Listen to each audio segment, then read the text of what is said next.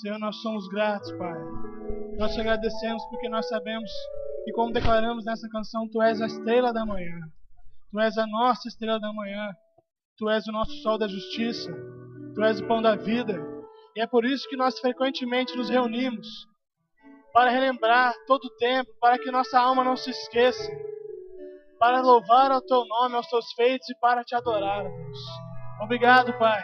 Obrigado pela Tua palavra, que nos direciona, que nos ensina, que nos exorta, Pai. Obrigado, Senhor, pela oportunidade de termos comunhão e de aprendermos mais de Ti, Deus. Obrigado, em nome de Jesus. Aleluia.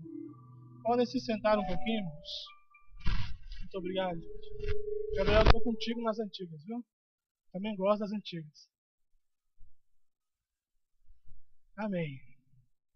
Nós acabamos de cantar um dos cânticos que eu considero um dos mais bonitos, que nós repetimos algumas vezes, que incomparáveis são Tuas promessas. E uma das promessas, que já se cumpriu, glória a Deus por isso, era que viria alguém que salvaria o mundo do pecado. E Ele veio. E nós recebemos essa salvação de graça. Não é totalmente de graça, porque alguém pagou um preço, mas para nós foi de graça. Eu li uma frase há um tempo atrás que chega até a ser um pouco chocante, né? Não é uma frase, não foi na Bíblia que eu li, não foi nem um livro evangélico, foi uma frase de um poeta que dizia assim, que Deus não perdoa. Ele cobra um preço por todas as coisas. Porque perdoar, segundo esse poeta, seria absolver sem cobrar nada. Mas ele cobra um preço sobre todas as coisas. E aquilo que nós recebemos de graça, alguém pagou um preço por isso. Jesus, que foi o cordeiro, o último cordeiro a ser sacrificado pelos pecados da humanidade, ele pagou um altíssimo preço por isso. E é exatamente sobre essa graça que nós vamos falar um pouquinho essa noite. E nós temos vários conceitos e significados de graça, da palavra graça, do termo graça, aqueles que a gente já sempre ouviu falar, de favor não merecido, e de tantas outras coisas que a palavra graça nos traz como significado. Vamos abrir a Bíblia, lá em Efésios.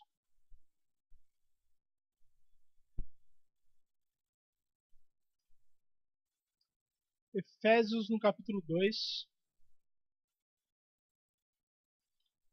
no verso 4.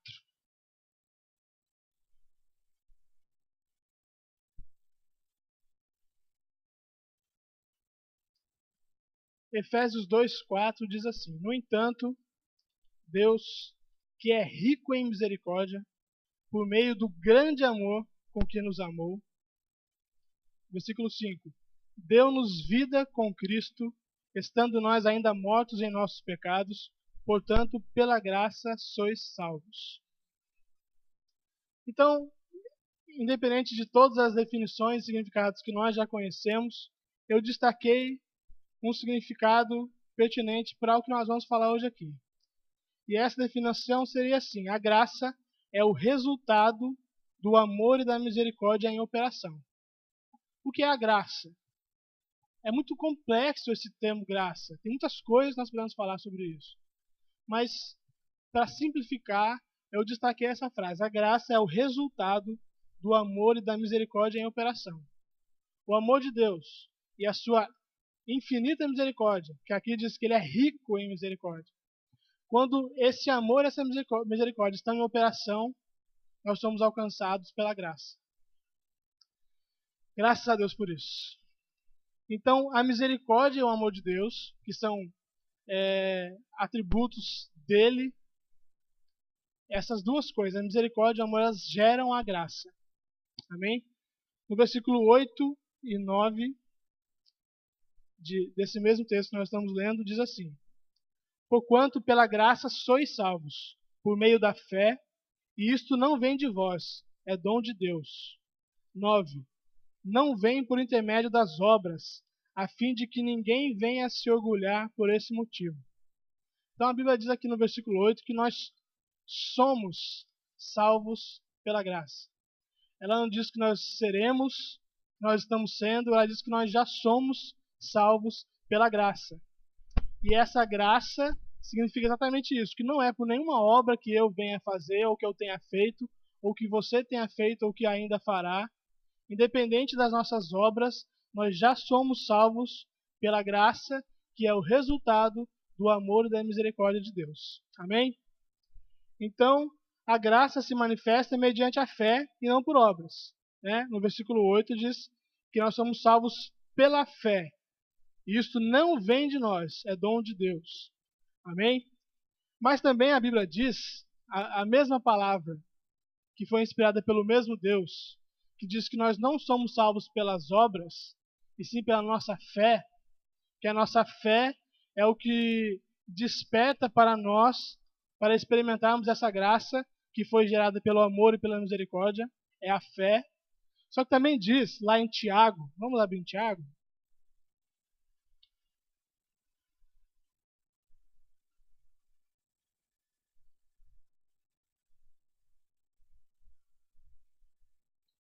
Tiago, no capítulo 2.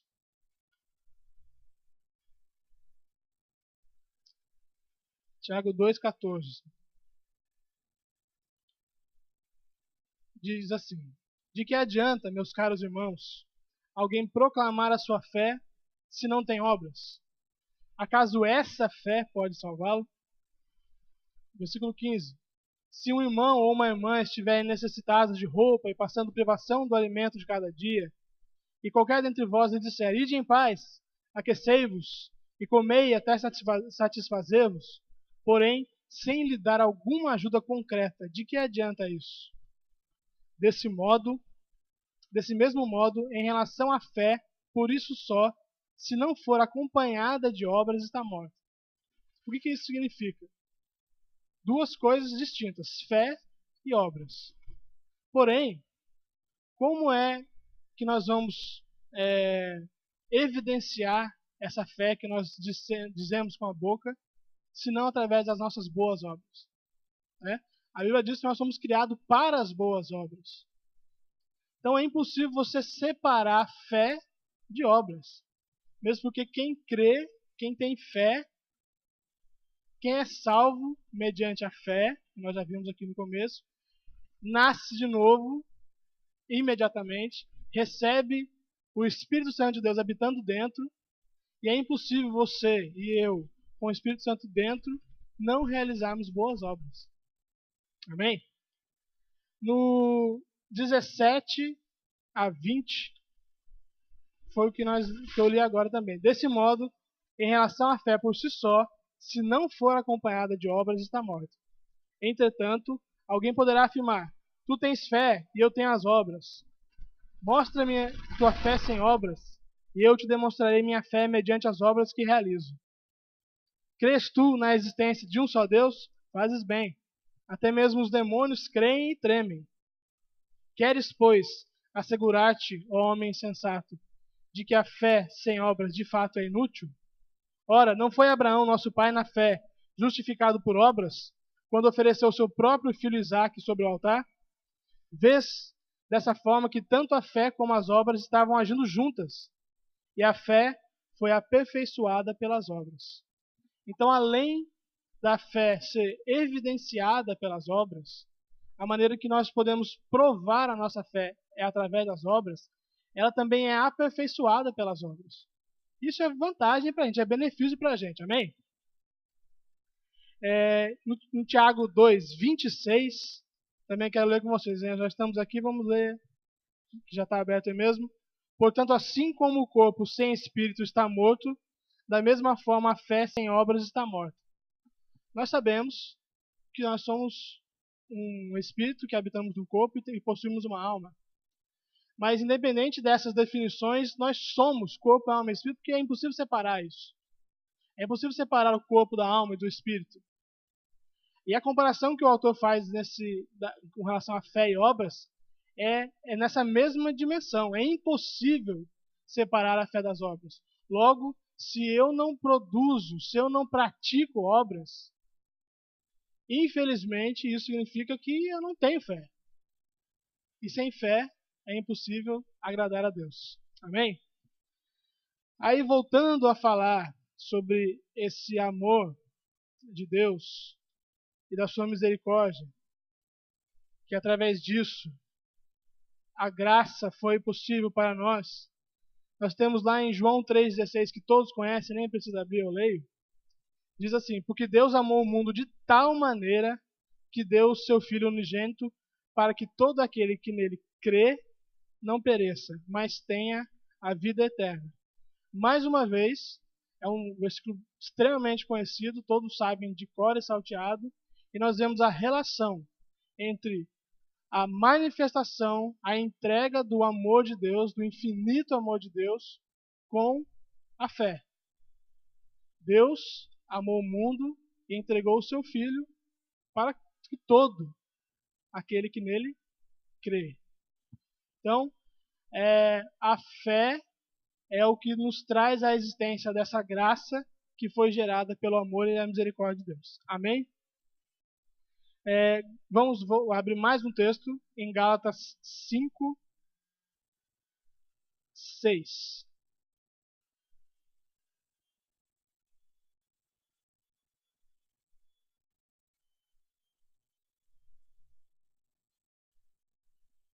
Gálatas 5, versículo 6.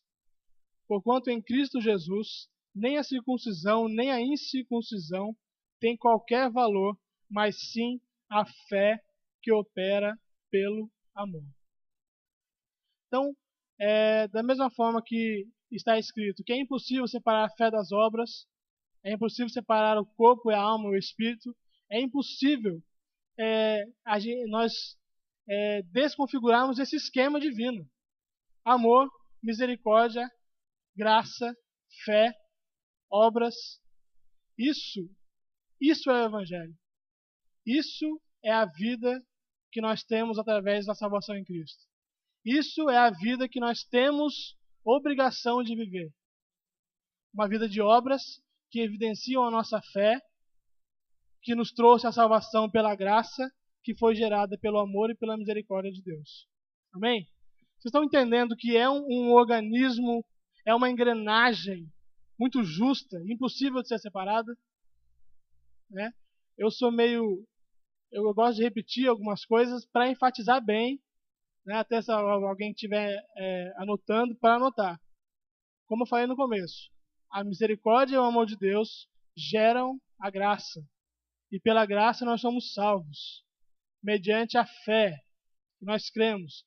E essa fé não pode ser uma fé apenas de palavras de boca, é uma fé que é evidenciada pelas obras que nós praticamos. Amém?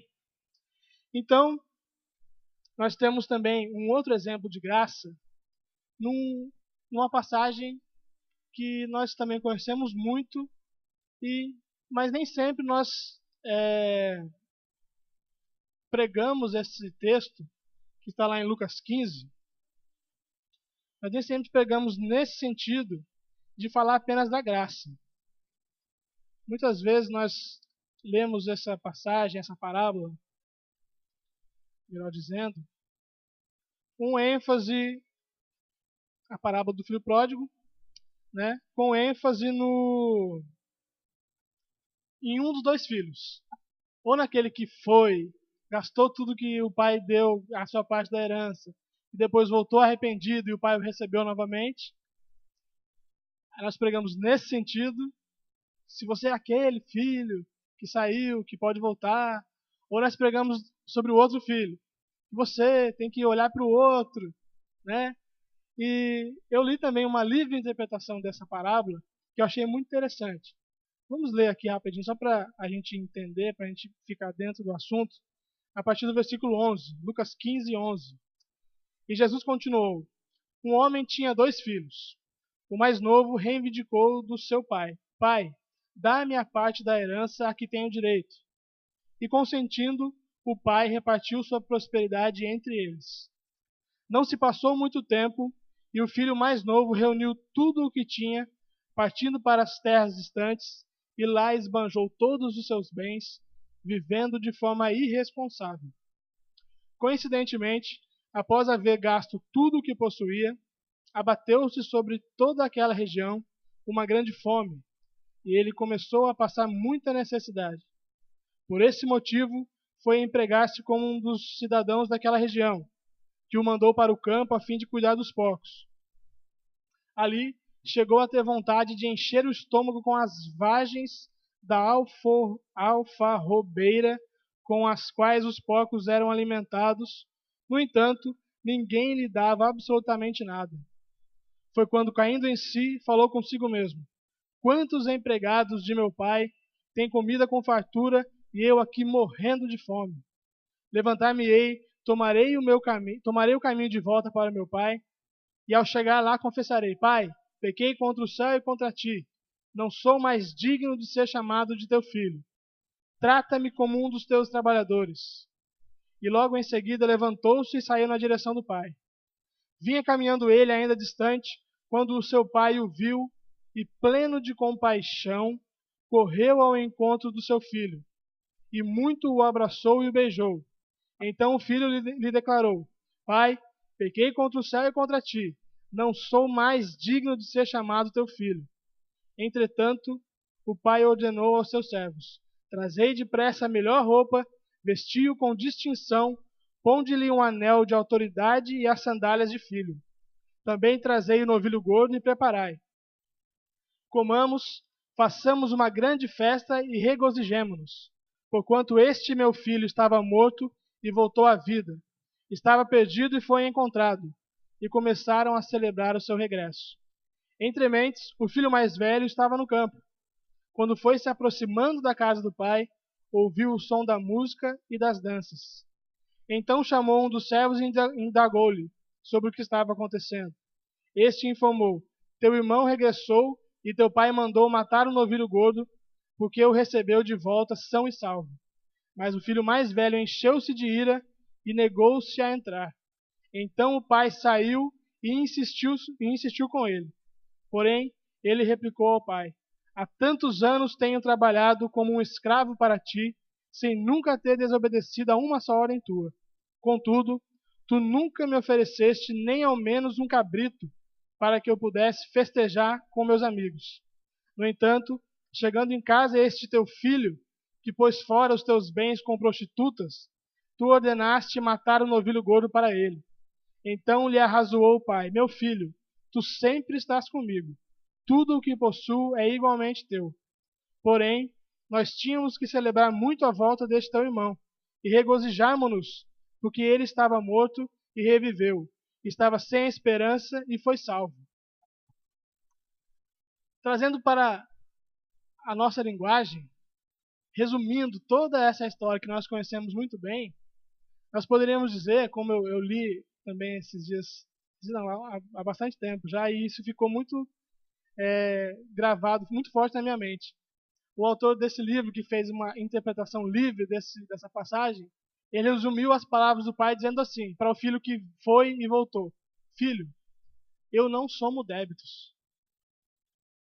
E quando o outro filho veio para requerer os direitos dele e reclamar, ele falou para o filho que estava o tempo todo: Filho, eu não somo créditos. Então o pai disse aos dois filhos: Eu não somo débitos nem créditos. O que isso significa?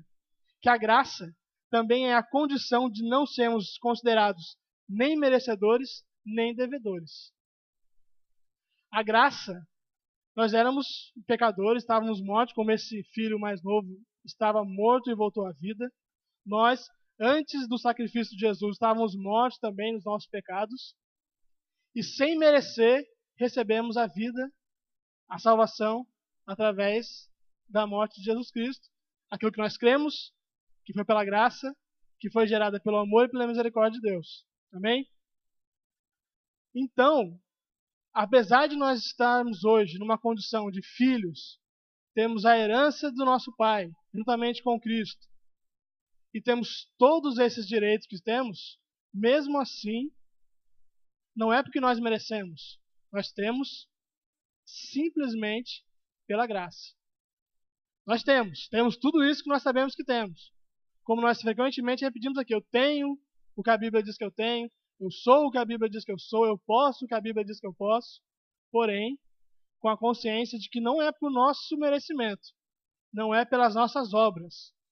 As obras que nós falamos que temos que praticar é porque nós somos salvos. E é para evidenciar essa nossa fé que nós dizemos ter.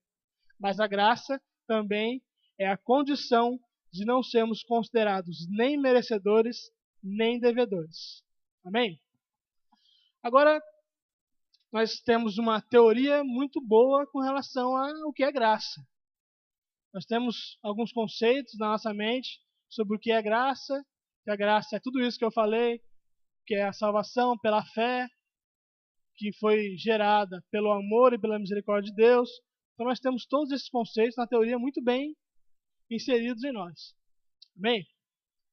A diferença de uma pessoa para outra, que para toda a humanidade está disponível essa graça, a diferença que pode acontecer comigo, com você, com todos, com qualquer um, é quantos já experimentaram e estão experimentando dessa graça que nós sabemos muito bem na teoria.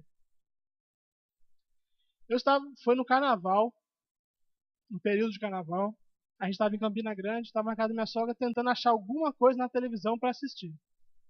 Já é difícil procurar em dias normais alguma coisa para assistir na TV. O carnaval, então, é uma missão impossível, né? Eu parei num programa que estava tendo uma entrevista. Eu não sei nem o nome do entrevistado. É um programa de uma TV só de São Paulo, não é rede nacional. E quem estava sendo entrevistado era aquele Dr. Ray, que é um cirurgião plástico famoso, que é brasileiro, mas acho que mora nos Estados Unidos. E ele falando que ele ama o Brasil, que ele ama as pessoas, que ele ama todo mundo, ele ama todo mundo e tal. E o entrevistador, achei muito interessante, perguntou para ele assim, mas e a sua vida, como foi? Por que você ama tanto as pessoas assim? Ele falou assim, eu amo as pessoas porque eu nunca fui amado por ninguém. Que eu não fui amado pelos meus pais, porque eu fui abandonado pelos meus pais, que eu nunca fui amado por ninguém, e eu até hoje, eu nunca experimentei o amor, eu nunca fui amado por ninguém. E é por isso que eu amo todo mundo. Aí o entrevistador virou para ele e perguntou assim, como é que você pode dizer que ama tantas pessoas se você nunca foi amado por ninguém? Como é que você tem noção do que você está falando se você nunca experimentou isso que você está dizendo que vive? Aí isso ficou muito forte na minha cabeça, eu fiquei pensando sobre isso. Quantas vezes nós dizemos coisas que nós vivemos e sentimos e não sei o quê, mas será que nós temos ciência e vivência e experiência de tudo isso que nós dizemos, que fazemos, sentimos e cremos? Nós já experimentamos isso para dizer que nós fazemos? E a graça, apesar de estar disponível para todos, porque é para todos, infelizmente, ela ainda não foi experimentada por todos. Muitas vezes, algumas pessoas crentes, dentro da igreja, assíduas na igreja, que são salvas, porque creram, e creu, confessou, está salvo. Não experimentaram ainda a plenitude dessa graça. Porque a graça não é apenas para a salvação do seu espírito da condenação do inferno. A graça é a salvação da sua vida de uma forma completa, para o dia a dia, para todos os dias, para todas as coisas. E será que nós temos já experimentado a dimensão da plenitude dessa graça? Só é possível aceitar a graça tendo-a experimentado. Só experimenta a graça quem experimentou um encontro genuíno com o Pai. Muitas pessoas, como eu disse, da igreja, crentes, salvos, nunca tiveram um encontro genuíno, íntimo com o Pai. Eu estava conversando com o pastor Wagner, acho que foi quinta-feira passada, no final do culto, e a gente falava exatamente sobre isso. A Bíblia diz que a vontade de Deus é que todo homem seja salvo e chegue ao pleno conhecimento. E a Bíblia fala nessa ordem, seja salvo e chegue ao pleno conhecimento. Significa que ser salvo é o primeiro passo, depois que eu sou salvo, eu vou correr atrás de buscar crescer em conhecimento até chegar a essa condição do pleno conhecimento. Amém? Se a vontade de Deus é que todo homem seja salvo e chegue ao pleno conhecimento, significa que existe um processo de crescimento gradativo.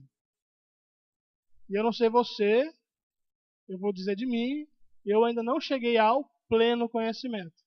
Estou buscando, estou correndo atrás disso. Amém?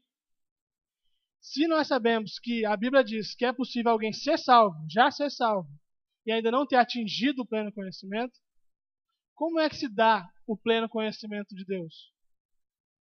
O que eu tenho que fazer para chegar a ter um conhecimento de Deus, para ter esse encontro que eu falei aqui que é necessário, um encontro próximo, íntimo e genuíno com o Pai? É preciso obedecer.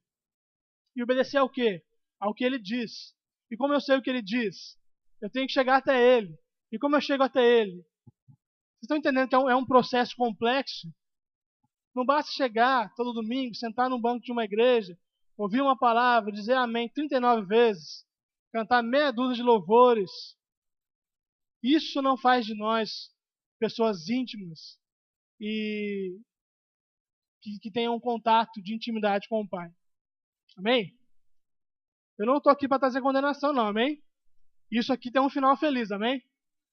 Eu destaquei aqui, para a gente falar sobre essa questão do relacionamento, da intimidade, da proximidade com Deus, alguns conceitos que a equipe de louvor deve saber muito bem, que eu sei disso há algum tempo também, porque eu sempre fui ministro de louvor em todas as igrejas pelas quais eu passei, e em todos os simpósios de louvor, as reuniões que a gente faz, a gente sempre destaca muito, os músicos sabem bem disso. E você também deve saber, e quem não sabe vai aprender hoje. As diferenças de conceitos de louvor e adoração. Amém? E sendo bem simples, eu diria que uma diferença básica entre louvor e adoração é que louvor você reconhece a Deus pelas coisas que Ele faz, pelas obras de Deus. Deus fez isso, isso e isso para mim, na minha vida, e eu o louvo, eu reconheço, eu elogio, eu agradeço por essas coisas que Ele faz. E a adoração, por outro lado, é eu me achegar a Deus, é eu reverenciar a Deus, é eu elogiar a Deus por aquilo que Ele é, independente do que Ele faz. Agora, eu só consigo chegar até Deus e adorá-lo pelo que Ele é se eu conhecer o que Ele é. Vou dar um exemplo bem prático disso. Vem cá, meu irmão, por favor. Eu quero que você fale para a igreja alguma coisa sobre mim. Simpático. Simpático. Louva bem. Barbudo.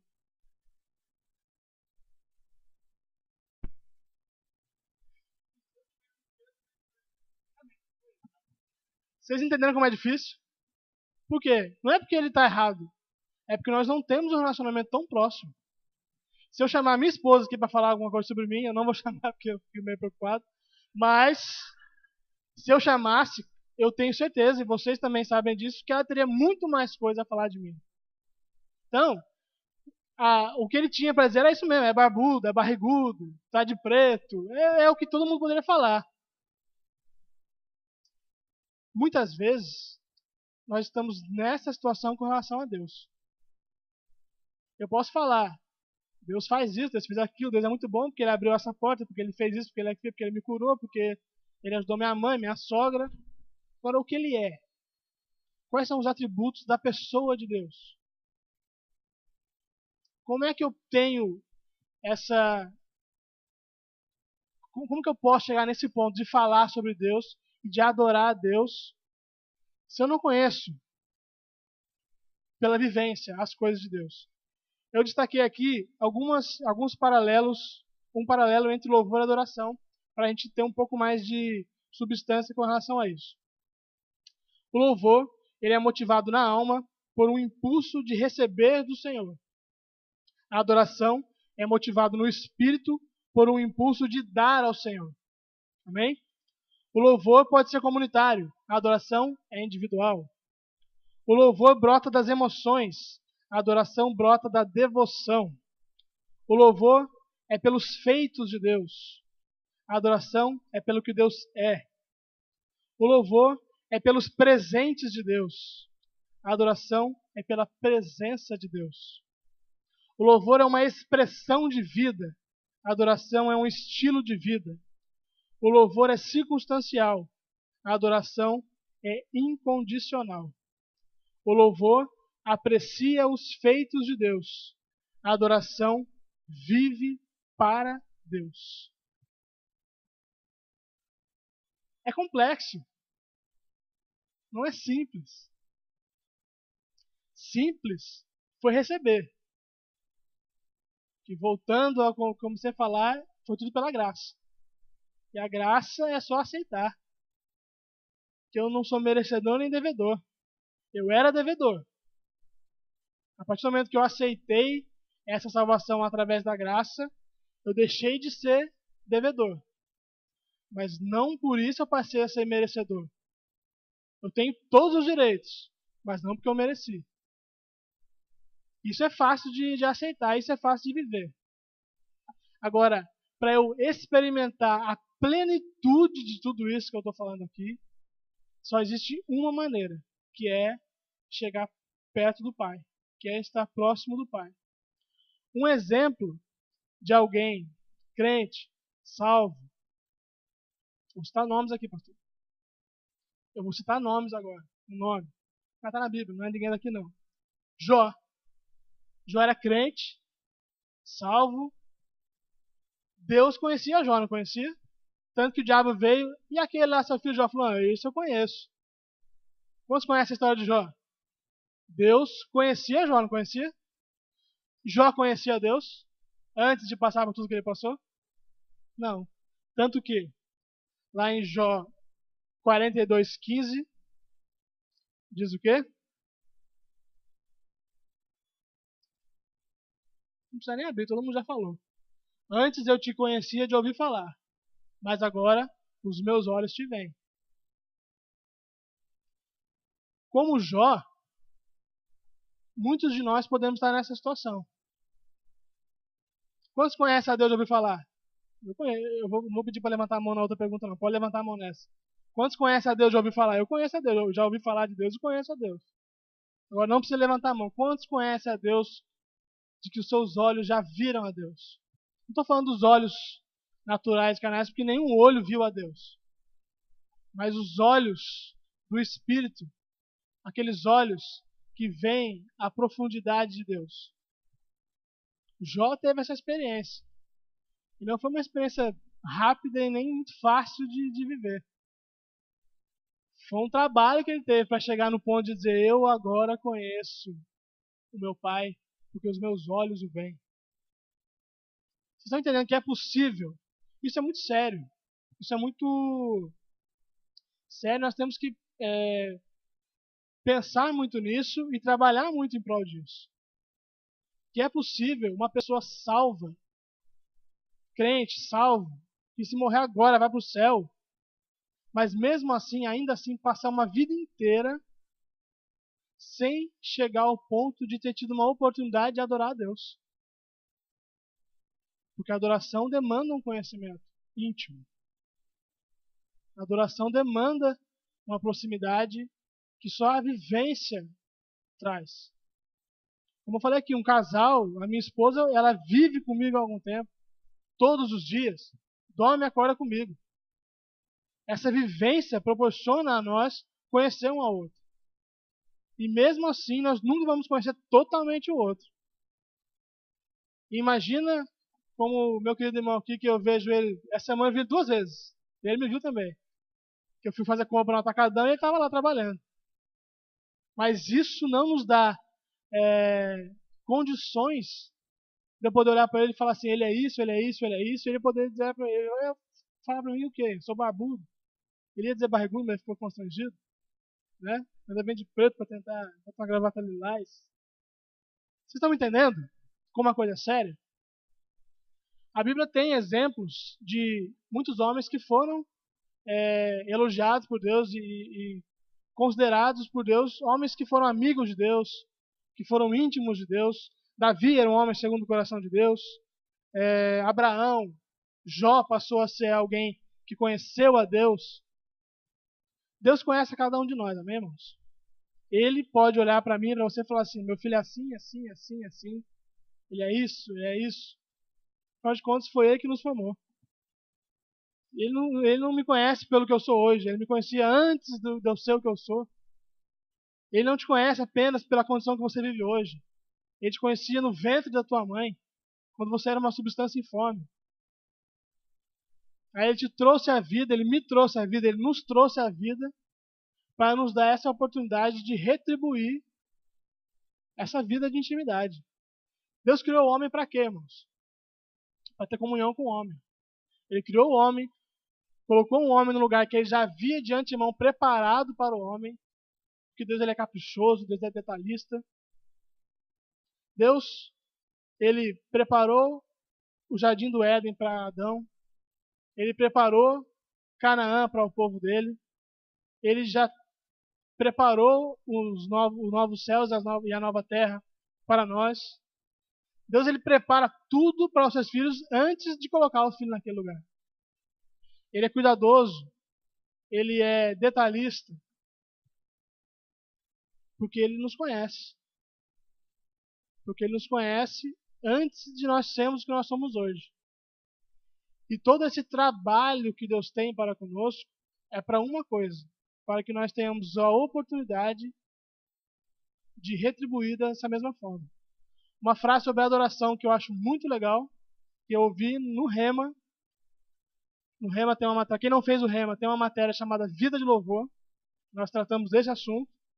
Uma das frases que a professora disse assim, que a adoração é a resposta do seu espírito ao Espírito de Deus.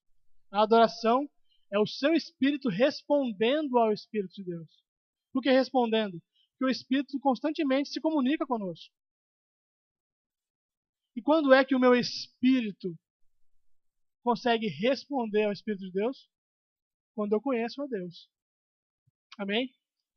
Então, a chave para conhecermos a Deus e assim experimentarmos a plenitude dessa graça, que eu posso dizer aqui, sem conhecer vocês, que eu tenho certeza que todos nós aqui já experimentamos algo dessa graça que nós estamos falando hoje.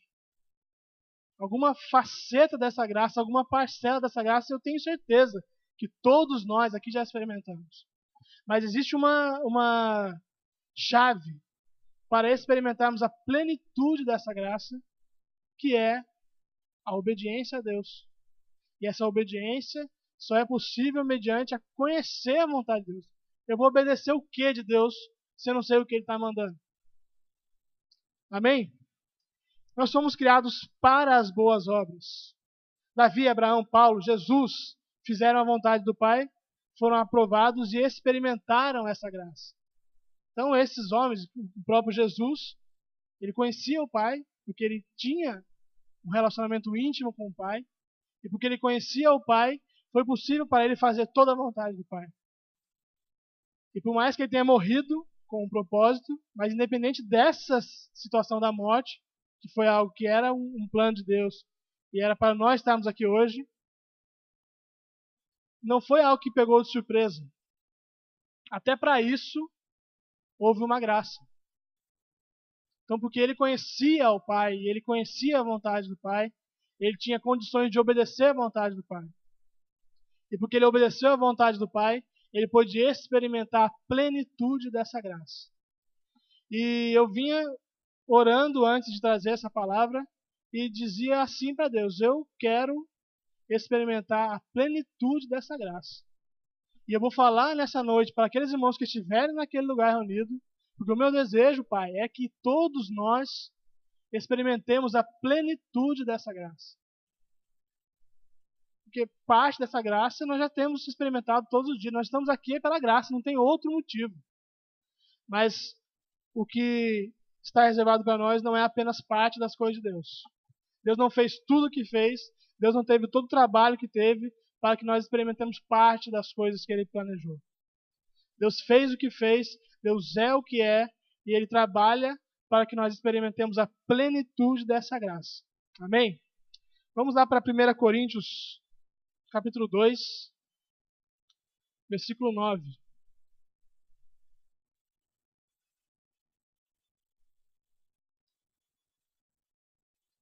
Primeira Coríntios 2.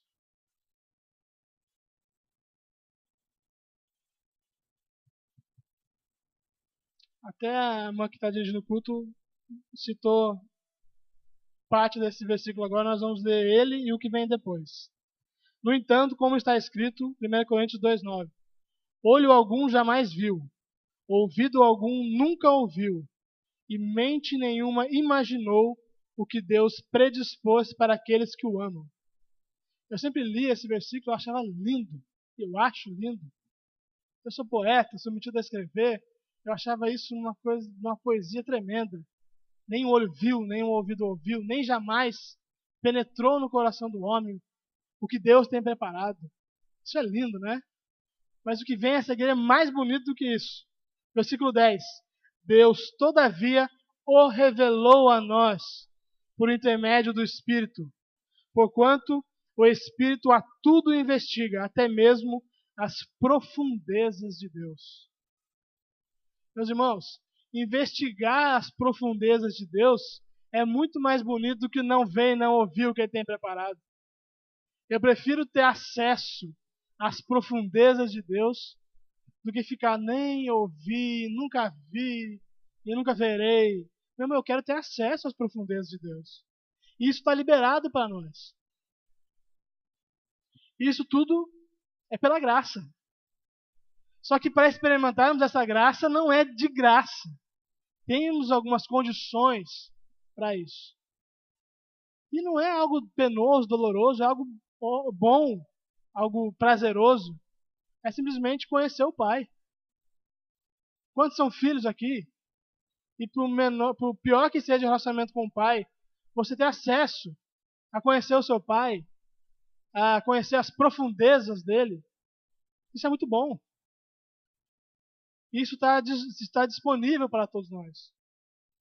Através dessa graça que foi gerada pelo amor e pela misericórdia, que nós temos acesso porque cremos, e a evidência do que cremos são as nossas boas obras que praticamos. E, como eu falei, essa engrenagem bem ajustada, quando funcionando, o resultado disso é a plenitude da graça de Deus. Amém? Não se contente com porções pequenas, doses homeopáticas da graça de Deus, quando para você tem disponível a plenitude dessa graça. Não se contente em sonhar com aquilo que o seu olho não viu, que o seu ouvido não ouviu, e o seu coração não imaginou, se para você, através do Espírito que habita dentro de você, está liberado o acesso às profundezas de Deus. Davi falou sobre profundezas. No momento em que ele estava um tanto quanto angustiado, lá em Salmos 42. Salmos 42, 7. Também é um versículo muito conhecido.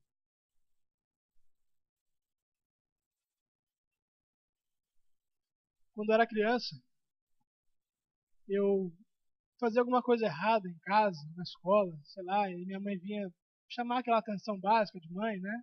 Aquela correção. Ela vinha com a palavra, né? Que mãe crente, né? Corrigia com vara, tudo que era palavra ela fazia, né? Uma das coisas ela falava assim para me trazer condenação. Um abismo chama outro abismo. Isso me dava um medo. Eu, criança, imaginava um abismo. Uma coisa escura, profunda.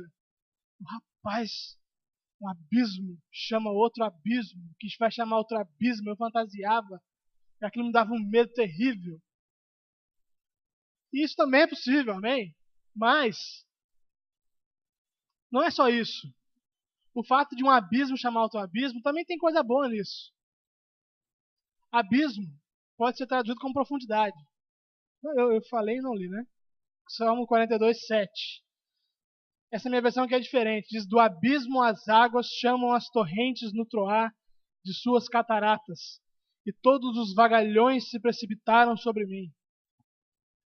as versões mais comuns que a corrigida, atualizada é um abismo chama outro abismo, né? Era disso que eu estava falando. E também tem uma lição boa para tirar dessa lição, desse conceito de que um abismo chama outro abismo, é que abismo pode ser traduzido por profundeza também, amém? Que as suas profundezas chamam as profundezas de Deus. O seu abismo, no bom sentido da palavra abismo, chama o abismo de Deus. E isso nós acabamos de ler nesse texto que fala que nós temos acesso às profundezas de Deus.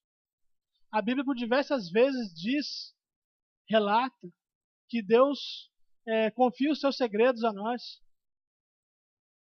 Tudo isso mostra que a vontade do nosso Pai é que nós tenhamos acesso às suas profundezas. Eu só vou ter acesso às profundezas de Deus quando eu colocar as minhas profundezas diante das profundezas de Deus. E quando as minhas profundezas, os meus abismos, são compatíveis e fazem essa ligação entre as profundezas de Deus, eu tenho acesso a essas profundezas de Deus. Eu tenho acesso aos segredos de Deus. Amém? Então, eu quero que você saia daqui nessa noite com a certeza de que, por melhor que esteja a tua vida, que eu não tenho o que reclamar da minha vida. Graças a Deus. Graças a Deus. Mas por melhor que esteja a minha vida, eu sei, através do que a palavra me ensina, que existe muito mais disponível para mim. Amém? E esse muito mais, coloque o que você quiser colocar nesse pacote de muito mais. Pense no que você quer, no que você precisa, no que você sente falta. Esse muito mais, ele não tem limites para isso. Eu vou repetir. Não se contente, não se conforme com porções da graça de Deus, quando para você está disponível a plenitude dessa graça. E plenitude é uma palavra que engloba tudo. Plenitude é a condição de estar pleno. Lá em João 1,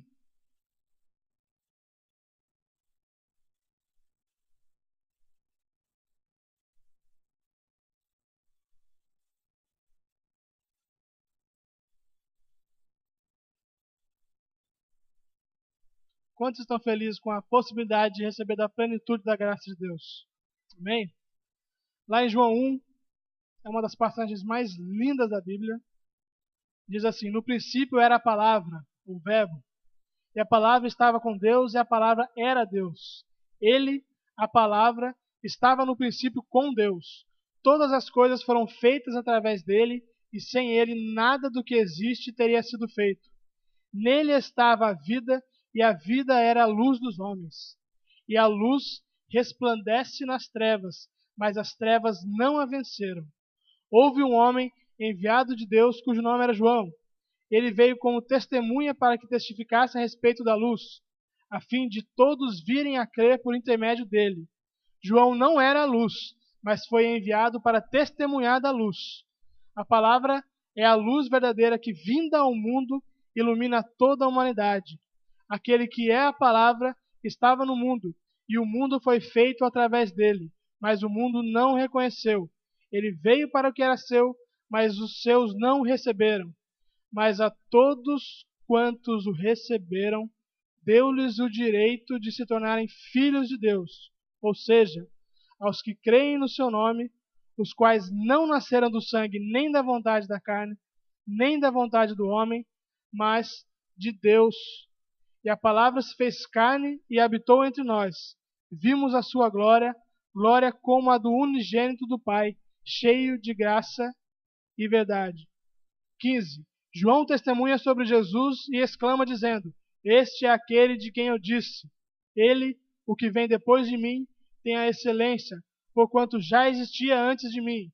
E eu li todos esses versículos para chegar no 16. E diz: da sua plenitude todos nós temos recebido graça sobre graça. João 1,16. Risca, anota, confesse, porquanto e de sua plenitude todos nós temos recebido graça sobre graça. Nesse versículo aqui, tem dizendo as duas palavras que eu mais repeti aqui nessa noite: plenitude e graça. Então, através de Cristo, que tem toda essa história que é muito bem introduzida no primeiro capítulo de João, que ele era a luz do mundo. E depois que nós recebemos a Cristo, a Bíblia diz que nós somos a luz do mundo.